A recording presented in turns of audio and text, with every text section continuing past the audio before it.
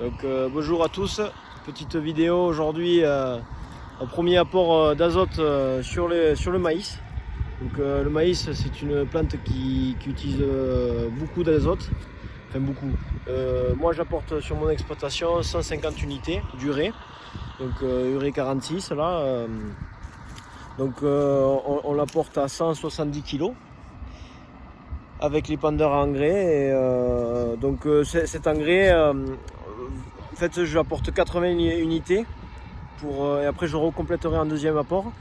Je fais un gros apport en premier. D'habitude, on fait 50 unités puis 100 unités, mais là j'ai préféré mettre 80 unités parce qu'ils annoncent une grosse pluie après.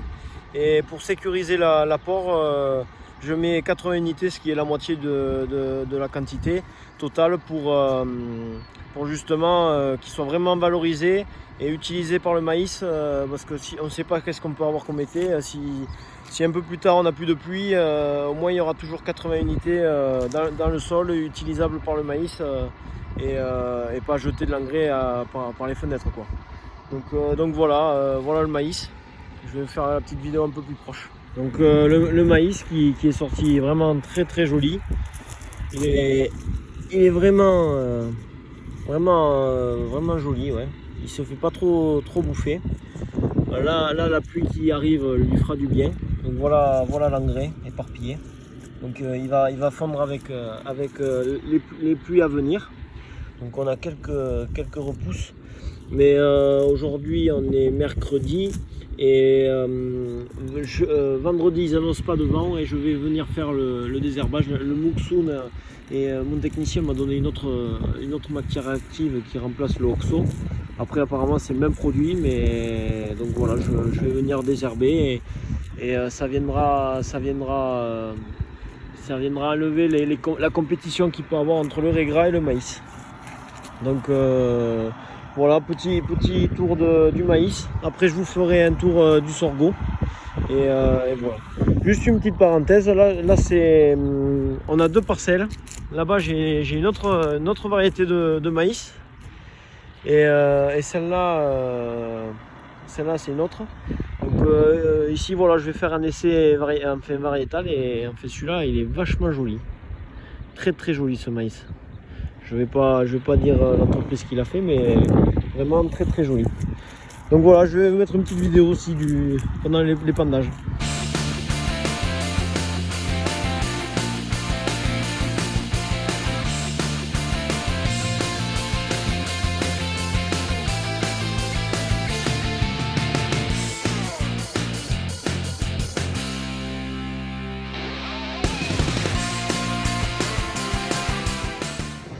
Donc voilà, on fait le plein de l'épandeur avec un télescopique. Donc l'engrais, nous on le stocke sous forme de big bag.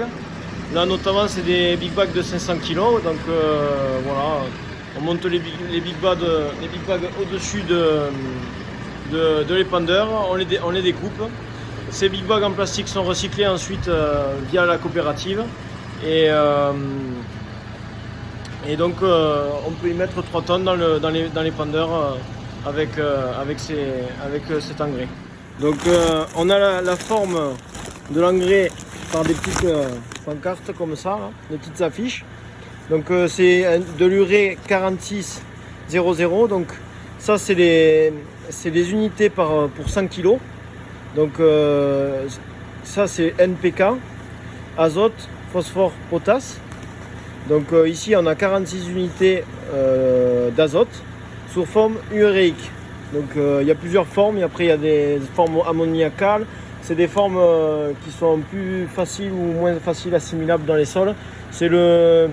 En fait l'urée c'est NH4+, c'est la forme la moins facile pour les plantes de l'utiliser. Il faudra qu'elle soit d'abord dégradée dans le sol pour qu'ensuite elle soit utilisée par les plantes.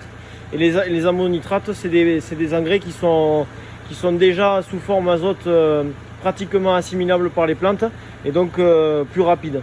Moi on travaille tout à l'urée parce que c'est ce qui est le moins dangereux pour les sols et pour la vie des plantes et tout ça. Enfin, l'ammonitrate, c'est une forme d'engrais assez assez mauvais pour les sols. Je ne saurais pas comment l'expliquer, mais donc voilà.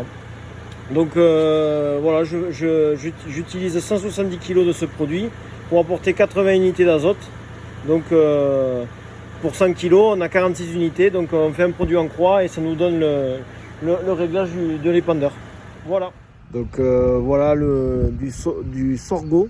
Donc semé en direct. Donc ici c'était un couvert de fèves-rolles, avoine et vesse qui s'était bien développé. Donc je sais pas si c'était dans la vidéo des couverts aussi. Donc voilà, donc le semis sorgho blanc. Donc on voit bien les lignes qui sont sorties. Il est au stade 4 feuilles là. Donc je vais bientôt faire le désherbage aussi. C'est un iso à bois. Donc problématique régras aussi ici dans ces parcelles là. Enfin bon, je suis infesté. C'est même pas dû au semis direct, c'est par des erreurs. Mais voilà. Donc encore une fois, je vais mettre 80 unités, même si c'est un peu jeune pour la plante. Le temps qu'il soit assimilé, enfin transformé un petit peu dans le sol, je pense dans les 2 semaines il sera disponible. Il y aura la pluie entre temps, il sera valorisé. Enfin l'apport des 80 unités sera valorisé plus tard, et puis je préfère le mettre parce que s'il pleut pas après, on peut vite être embêté quoi. Voilà. Donc voilà le poste pilotage. Donc l'épandeur d'engrais est connecté en isobus, c'est-à-dire que il suffit juste de brancher une prise sur le tracteur et automatiquement on a toutes les informations concernant l'épandeur. Donc les réglages, tout ce qu'il y a à savoir dessus, sur l'écran du tracteur. Voilà, et juste à côté, moi je me suis mis une carte GPS. Donc cela me permet de savoir où je vais. Et là en fait je le fais manuellement pour essayer de suivre les lignes, parce que au GPS j'en écraserai quoi. Donc je le fais en manuel. Donc voilà, petite vidéo sur les premiers épandages d'engrais sur les cultures de printemps. Donc voilà, ben abonnez-vous si vous avez des questions, des choses à dire, n'hésitez pas, je vous répondrai. À très bientôt.